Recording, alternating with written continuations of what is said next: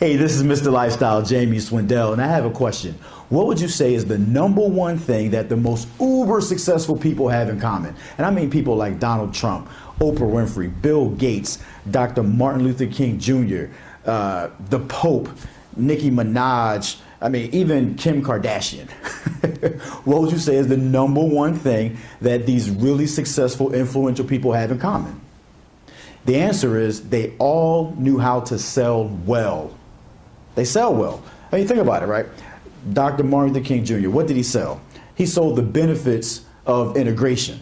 And now, you don't think it takes good sales skills to convince a group of people that it's okay to lay down, get beat up, bitten by dogs, and go through all kinds of trauma, for the benefits of whatever the goal is? That took massive sales skills to get all those people on the same page to go and do something that would actually cause bodily harm, right? What does Bill Gates, or what did Bill Gates sell, right? Computers, right? What does the Pope sells? The Pope sells salvation, eternal life, the Bible, right? What about Donald Trump? Real estate, business deals, TV shows. What about Oprah? Well, Oprah sells like everything, right?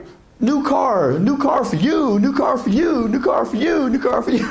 She sells it all. And right, what about Kim Kardashian? What does she sell? Her butt. That's right. What about Nicki Minaj? Her butt, right? So these people know how to sell their product or service well. In today's environment, and since the beginning of time, really, sales is king. He or she who sells the most wins.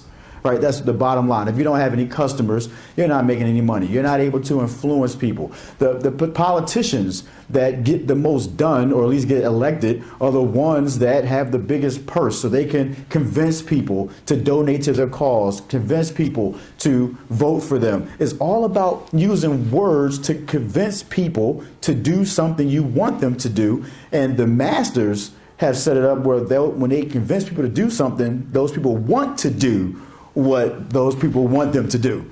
Does that make sense? So sales is king. And so if it comes down to the people that do the best, are the best at selling, then my second question is, how come most speakers and trainers are afraid to sell?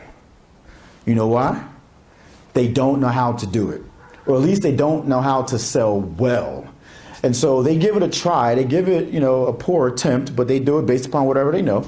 And then they don't get the results that they want. And then they read the evaluation forms in their seminars, and the evaluation forms say things like, there was too much selling going on today. It felt like I was in an infomercial. I was sitting here all day in a timeshare presentation, like all kinds of negative things that, of course, the customer doesn't want to experience. But when that trainer, when that speaker reads those words, it like makes them feel even worse.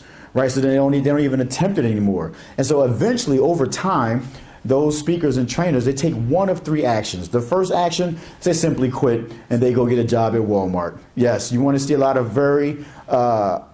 speakers and trainers, go to Walmart. You'll see they end up working there because they don't make it in this game, and they end up quitting and working there. So that's one option: quit, give up, take your tail, tuck it between your legs, and run.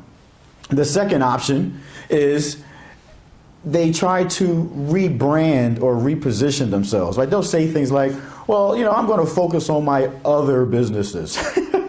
I'm not going to do as much speaking and training. I want to focus on other things. Or I don't want to do the contract training. I want to do things for myself, my own business, my own enterprise.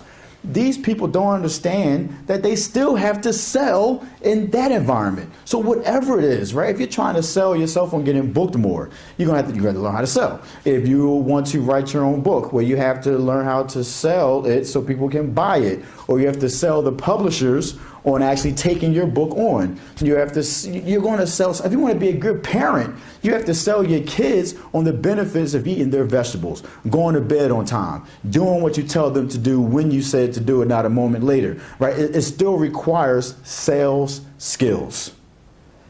The third action that people take is the smart one.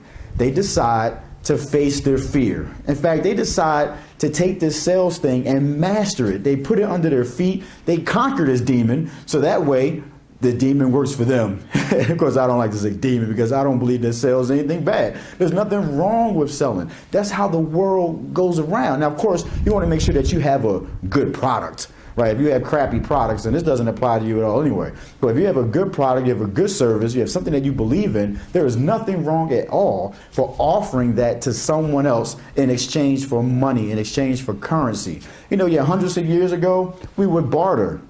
When I give you some corn, you give me some pumpkins or whatever, right? You would trade, right? Well, today we don't really do that. Not like in this world, not in America, not in this capitalistic society. We trade goods and services for currency, dead presidents, dollar bills, paper with dead people's faces on it. That's what it's about today, right? So the goal is to get really good at this thing, master it. And look, selling is a skill. It can be learned. Yes, some people are more natural at it than maybe others, but it can be learned. Look, I was not born a salesperson at all. My background is in electrical engineering.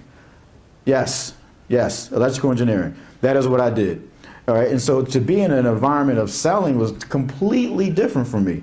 Right? And I struggled. I did not understand this stuff at all. I was really bad. And so I went from the bottom to the top. Now, number one in my industry. I've created an incredible lifestyle, but it was all based upon learning how to sell, how to influence people to do things that you want them to do and for their benefit. And you happen to benefit as well because you are the person that offered that particular product or service. And so here's what you want to do. If you really want to master this thing, if you want to conquer it, come to my event. It's called the Mr. Lifestyle Experience. I'm going to show you how to sell, how to do it well, and without sounding salesy or gimmicky or anything like that, but just telling the truth about your product, your service, how it can benefit people. But of course, there are ways you want to do it such that you can reach their subconscious mind versus their conscious mind.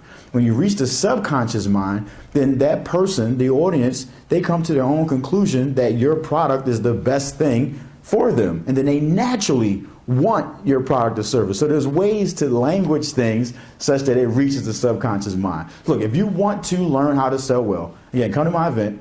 Just go to www.mrlifestyle.com. That's mrlifestyle.com. And there you can learn more about the event, register for the event, and I look forward to seeing you there.